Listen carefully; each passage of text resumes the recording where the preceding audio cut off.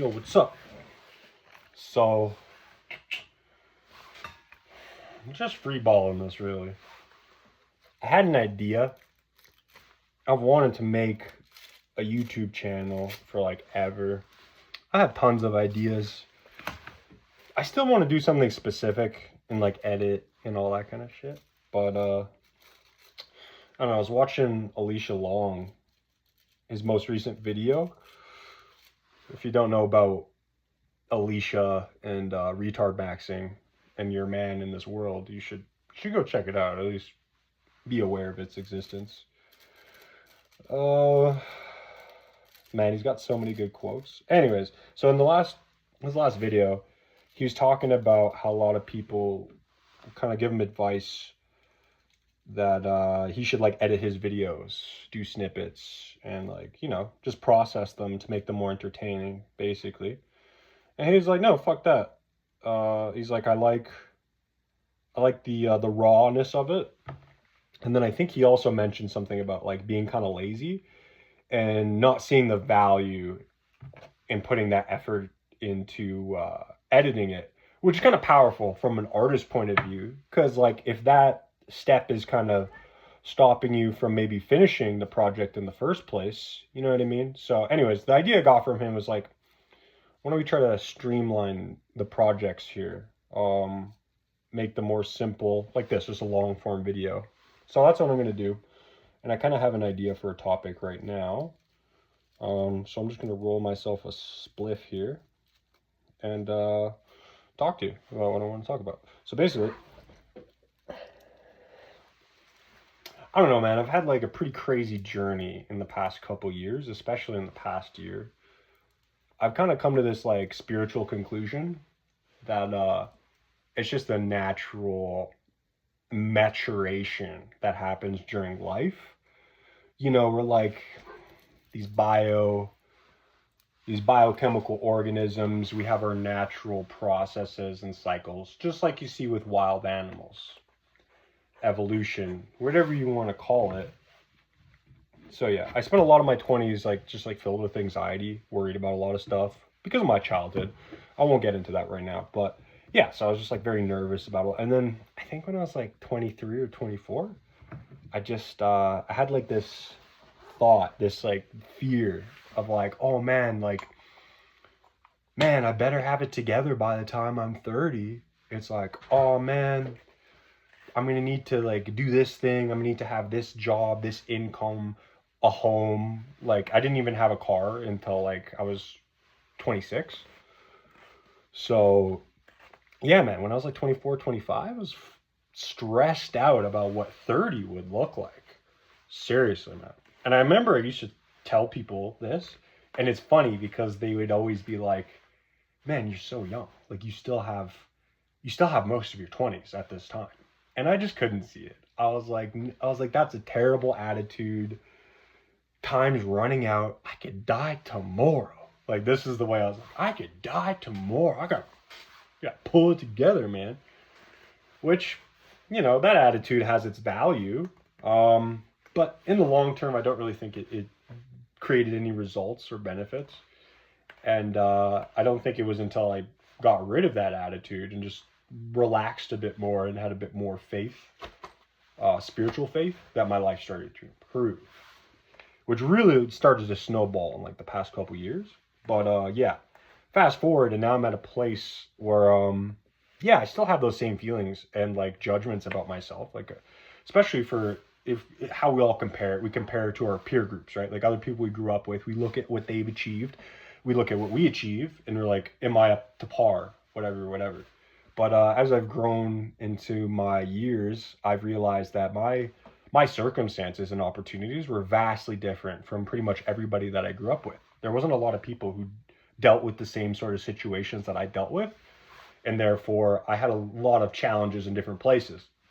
And I'm not trying to put up like a victim thing or be like, oh man, you know, I had it so hard, nobody knows. Like that's not it. Like there's a truth to that, but that was not the message I'm trying to get across. My message is more so like there were some extremely challenging circumstances in my life, and because of that, like I I had to deal with them, and you know, I didn't develop as a lot of my peers did, and I didn't find a lot of success as much as they did.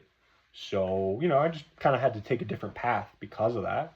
So, and yeah, like I do feel that sometimes where it's like, oh man, you know, I know for a fact my life has been a lot more difficult than like most of the people I know, from my point of view, anyways.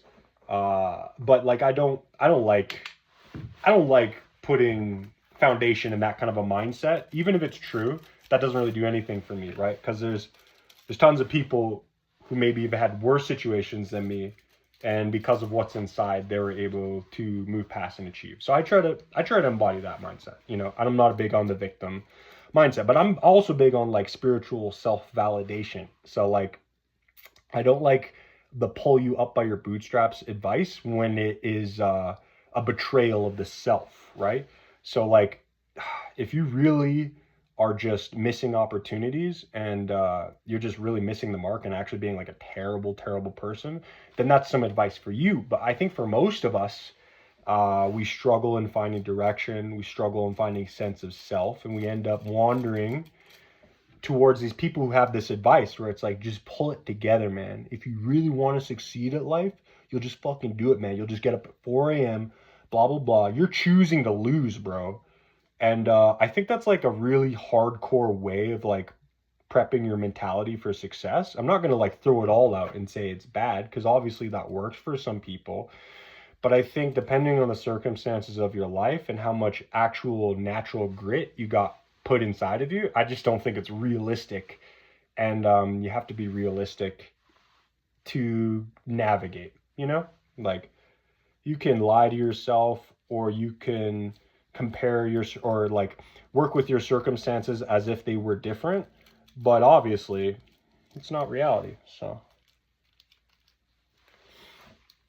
but yeah, so anyways, I kind of just let go in a lot of ways that were both good and bad. Um, just like indulging, just sinning, bro, just being bad.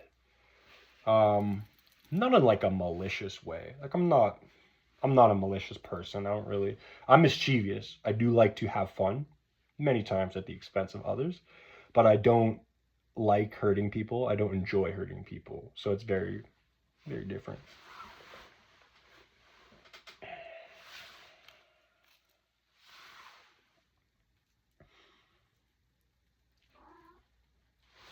And when I started, you know, just letting go and kind of allowing myself to just kind of become a fucking monkey, it took a lot of stress off, you know, because I think I was just ramping up my own immune system by being like, oh man, you know, like these circumstances are bad, blah blah blah. You got to stop doing this. You're a bad person because you do this. All this like negative self talk that just wasn't really constructive. Maybe there were some aspects of it that were true, and maybe it seems like the right thing to do. You know, pull yourself in line. But I don't. It wasn't really doing anything for a long time. And I think if anything, it made it worse. I was more depressed because I was like, well, you know, everything is going wrong, and I know it's going wrong, and I'm being mean to myself about it. So like, why is nothing improving? But yeah, and I think a lot of that mindset was kind of instilled in me at a very young age, like when I was a child, basically.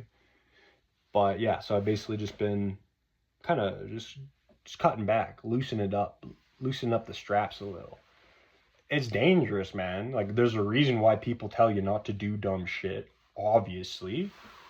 But what I've discovered from my own personal journey is that you can you can trust yourself. Unless you're just like an absolute retard, you have no self-control, like this frontal lobe is not developed at all, you will find balance. And what I mean by that is like every time I've indulged in my vices and just like kind of like, you know, let myself go, I have a very keen sense of awareness, and I do have my own moral standard. You know, I don't always follow it, but it's there. It's there, and I know when I'm doing right and when I'm doing wrong. We all do, right? So I don't know. Whenever I find that I'm overdoing it, naturally, I'm just like, yo, it's like I don't. This is too much. I don't like this. And now that I know that like this is where I've gone too far, I'm going to take some steps to recalibrate and improve. And it's been very interesting. It's been very successful. Like I haven't like completely dramatically restructured my life, so there's not like a whole bunch of evidence for this being the end all be all. And what is the end all be all? It's just stuff that works for me. But um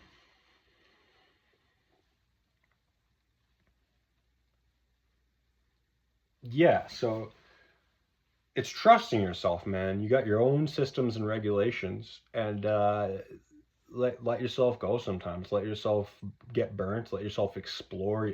Let yourself navigate. People are just so obsessed with control, moderation, avoidance. It's like if you don't have experiences with vices, that's seen as like a really good thing. And I don't really agree with that point of view. It's really contentious because I have like, you could say Christian moral structures.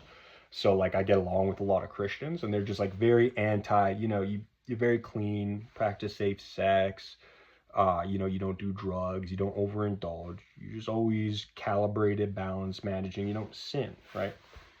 And I just don't think that's the natural way for a human being to live, a natural testosterone filled creature. It has to survive physically. I just don't think that's the way. I think it's a nice idea and it's a good system for creating, like a moral structure to try to keep the animal stuff under control. I totally respect that. I believe in accountability and values and all that stuff, but I don't believe in it to the extreme where it's like, it makes me think of a Jordan Peterson lecture actually, where so whenever we look at like an imbalance and stuff, we kind of look at chaos as being the ultimate indicator of imbalance, right? Like there's such a lack of order and structure, the things have just fallen apart. There's no foundation, no stability. That's bad. We all know that's bad. Obviously, that's bad. But what we don't talk about is the opposite, where it's like over structuring things, making things too rigid, having insane amount of rules and all that. That's not good for people either. They're just like mental cages, systems of control. And that's kind of what my theory is. Like if you look into philosophy, like Nietzsche, I've never read his teachings, but I've watched enough summaries where I think I have a good idea. And basically, his beef with Christianity, to really summarize it for the layman, is like he believed it to be a, how do I say this?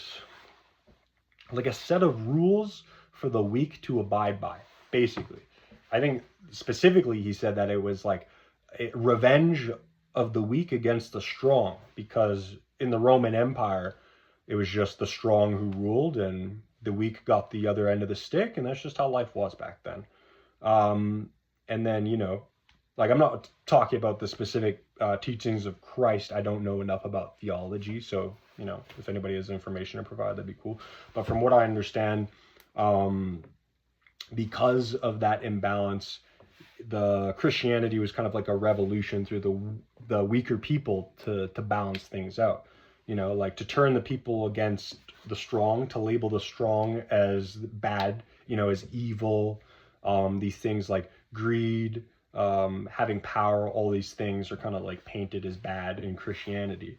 I think on a deeper level, we know that abuse of power is really what the issue is, but that's not always explicitly clear with Christianity. Like things like turn the other cheek, violence is never good. A lot of these things, where if you come from like a militaristic survival point of view, I don't think these are good ways or systems for humans to live by. And if you look at it from a point of view of, hey, if I was an entity like a political power, a government or a religious power, and I wanted to control people, these would be a good set of tools to control people, because it's kind of written in it too that you're not supposed to like question it. I think it's like framed as having faith, which is kind of fucked up. I believe in faith. I do. Like, this is why it's so messed up. Is like there's things I do appreciate about Christianity. For the most part, I like Christianity, but these are the problems plaguing our world right now.